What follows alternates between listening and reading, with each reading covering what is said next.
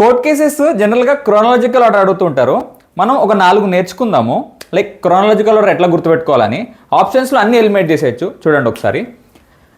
Golaknath case 1967, Kesavananda Bharati case 1973, Maneka Gandhi case 1978, Minerva Mills case 1980. Clear కదా?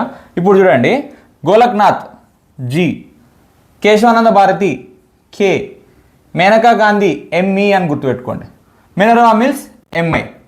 ఇది 1980, ఇది 78, ఇది 73, ఇది 67 ఆర్డర్లో ఉంది. ఇంకోటి మీరు గమనించండి, ఇది డిక్షనరీ ఆర్డర్లో ఉంది. జిహెచ్ఐజేకే ఎంఈ ఎంఐ డిక్షనరీ ఆర్డర్ తెలుసు కదా. సో ఈ లాజిక్తో క్రోనాలజికల్ ఆర్డర్ వచ్చేసింది. ఆప్షన్స్లో ఎలిమినేట్ చేసేయచ్చు. కొంచెం అడిషనల్ ఇన్ఫర్మేషన్ ఇస్తా. మినర్వా మిల్స్ కేసు ఏంటంటే like judicial review is integral part of basic structure of constitution అని చెప్పారు. సింపుల్గా చెప్తాను, అట్లా గుర్తుపెట్టుకోండి.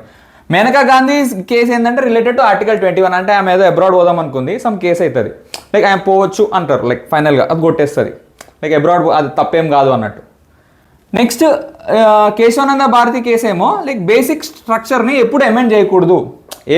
అమెండ్మెంట్స్ చేసినా కానీ బేసిక్ స్ట్రక్చర్ని అమెండ్ చేయకూడదు, అదే కేశవానంద భారతి కేసు. గోలక్నాథ్ కేసు ఏంటంటే parliament cannot amend fundamental rights అని గోలక్నాథ్ కేసులో చెప్తారు. సో అడిషనల్ ఇన్ఫర్మేషన్ కూడా ఇచ్చిన, బట్ ఈ logic important. Dictionary order is the logic for chronological order.